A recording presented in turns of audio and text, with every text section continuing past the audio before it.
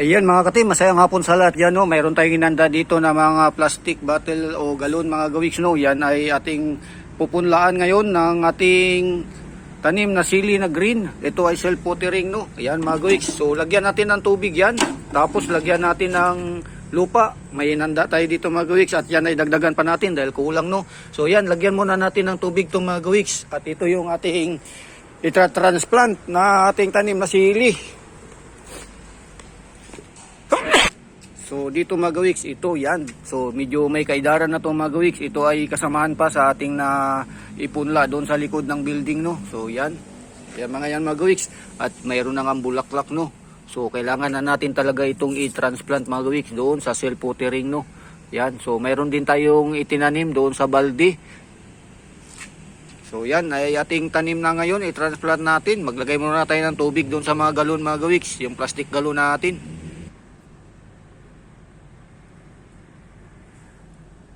So yan ang mga gawiks, ang ating ita-transplant ngayon dito. Yan, may tubig na itong mga gawiks. So yan ay atin na itong ilipat mga gawiks, ito. Yan. So tapos dagdagan natin ng tubig mga gawiks.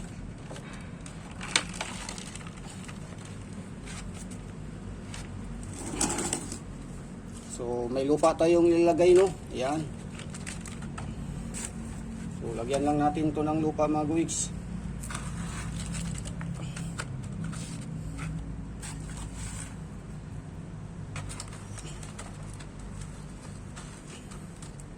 So yan na mga gawiks, nakaisa na tayo. Yan. Tapos basahin natin yan, no. Yan, nakaisa na tayo at yan ay tuloy-tuloy na natin yan. Yan, hanggang matapos tayo yan mga gawiks. Bali 6 na piraso yan. Tapos dagdagan pa natin ng isa kasi bali 7. Yan. So yan mga gawiks, ipagpatuloy ko lang, no. Ito yung ating ita-transplant. Ayan. So lagyan ko muna ng konting lupa dito mga gawiks. Yan. Para sa paglagay natin nito. So, yan. Ito ay mayroon na tayo ditong bulaklak mga gawiks. Ayan. So, ilagay natin dito. So, ito ay mayroon tayong nilagay na tubo sa gitna. Dahil sa dyan tayo maglalagay ng tubig, pandagdag. Pag naubos yung ating tubig sa loob. So, self-watering. Hindi na tayo magdidilig. So, ngayon mga gawiks, lagyan natin to ng lupa. Yan.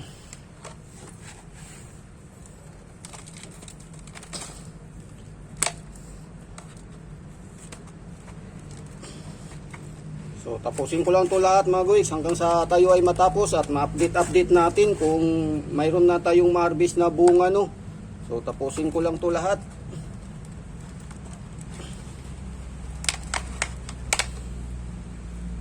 So ayan, okay na yan mga gawiks. Natapos na natin yung dalawa, no. So tapusin ko lang to lahat muna. Yan. So ayan na mga gawiks, tayo ay nakatapos na, no. Bali yan ay 7 piraso yan. So ngayon mga gawiks, dahil sa dito ay hindi maganda ang kanyang location, mainit dito pag tanghali mga gawiks, ilipat natin doon dito sa ilalim ng puno. So yan dito mga gawiks. Yan tayo, yan dito sa lilim. Yan may puno. So diyan ko muna ilagay mga gawiks at ating i-update yan pagkatapos ng ilang linggo. So dito mga gawiks, ayan. So may mga ilang puno na tayong pwedeng marbis yung bunga mga gawiks. Ito yung ating tanim, no, sa plastic galon mga gawiks. Ayan. So ito maganda mga gawiks, malalaki. Yan, malalaki na siya, no. May maliit din at may bulaklak pa. So garantisado mga gawiks, pwede tayong magtanim sa ating mga plastic galon dyan na bakante na pwede nating mapapakinabangan, no. Pwedeng pitsay dito. Ayan. So pwede nga ito mga gawiks, sili, ayan. So update ko lang tong mga tanim natin na sili, no. So yan yung mga naipunla natin. So may mga hindi pa gaanong kagandahan mga gawiks kasi ibang napwestuhan nito. So yan mga gawiks, may ma-harvest na tayo, may pula na nga eh. Ayan, dito lang yan. So ito ay self-watering na ating tinanim, no. Ayan, self-watering. Ayun. So yan ay nandyan ang tubig sa ilalim mga gawiks. So yan yung kalahati niya, no. Yan. So nakapatong. So may mga bunga na. Yan. So yung iba ay hindi pa gaanong maganda ang puno mga gawiks, pero may ilan na ating makita na pwede tayong magtanim talaga. Yan ang ating mga tanim dito na ating ginagawa. So yung ating talong nga mga gawiks, mayroon tayong talong nga dito, no. Yan sa galon din. Ayan, namulaklak na yung isa dito. So yan ay para lang sa pwesto na wala tayong garden na lupa mga gawiks. Yan yung plano ko, na kahit wala tayong garden, pwede tayong magtanim. Pwede rin yan isabit mga gawiks, tatalian, no. Mayroon tayong ginawa doon na hanging plant style. So yan yung ating, so yan. Ayan mga gawiks, ang masayang morning, no. Ngayon sa umaga itong mga gawiks ay mag-harvest tayo ng ating mga tanim na sili, no, dahil sa yung iba ay nasisira na, hindi na harvest. Ayan, so yung iba ay sayang. So ngayon mag-harvest tayo ng ating mga tanim mga gawiks, yung talong, saka yung sili. Sayang kasi hindi na lahat nakukuha, kaya ito na, harvestin na natin lahat at ilagay natin sa rip para tumagal mga gawiks. So yung ating mga sili dito na marami na, pula-pula na nga lahat mga gawiks, at yung iba ay sira na. So para di masayang ay harvestin na lang natin. So ito na ngayon mga gawiks, oh. So ito nga mga gawiks. Ayan, so yung iba ay masisira na, harvestin natin. Ayan, putulin natin. Yan. So yung ibang nakakuha dito at na-harvest na ay napapakinabangan, pero ito sayang. Ayan mga gawiks, kunin na natin para hindi masayang, no. Ayan.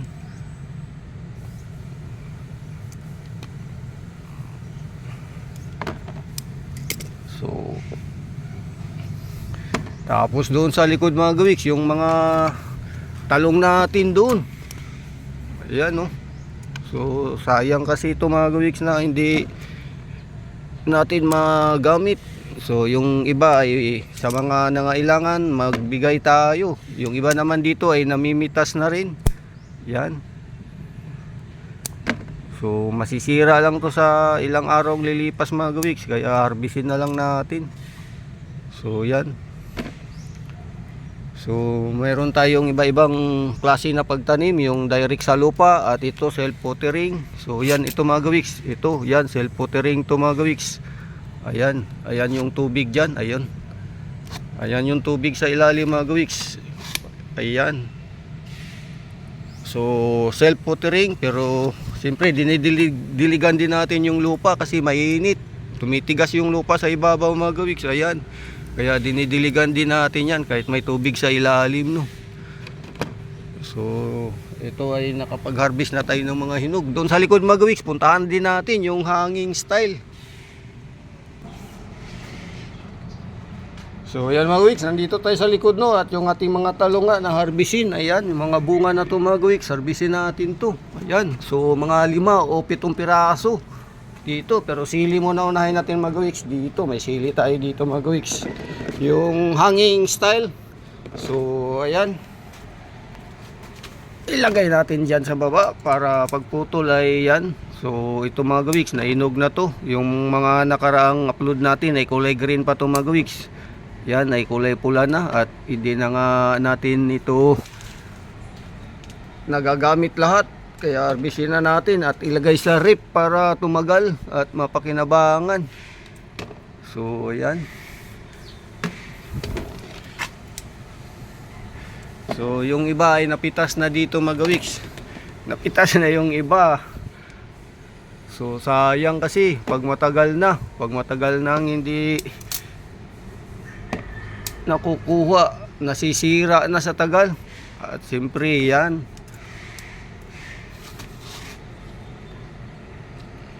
pagka busy tayo, hindi na rin natin nabibisita ito mga gawiks. Iyon na. At sunod ngayon ay ang ating kukunin ay yung mga talong mga gawiks. Yung talong. At siyempre hindi tayo humihinto sa pagtanim-tanim, no. Sa mahal na mga bilihin ngayon mga gawiks, kailangan nating magtanim-tanim. So ito yung ating mga taniman ng Chinese kangkong. Yan.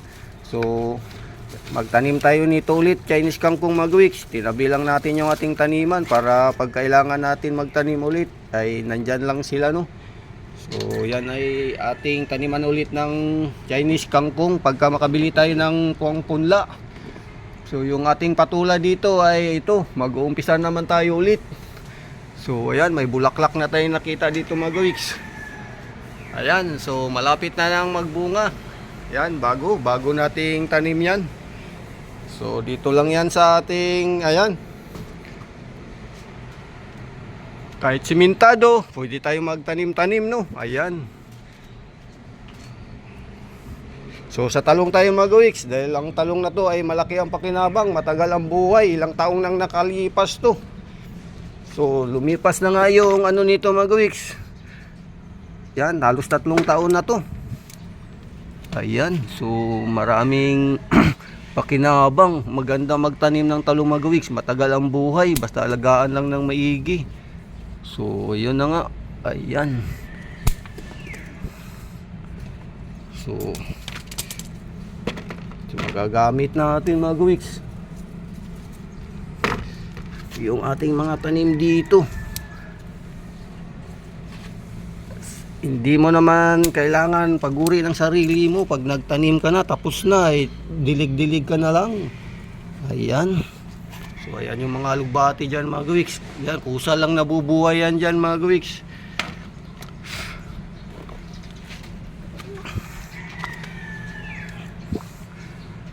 So magtanim tayo ulit ng talong na bago dahil sa yan ay mga matanda na.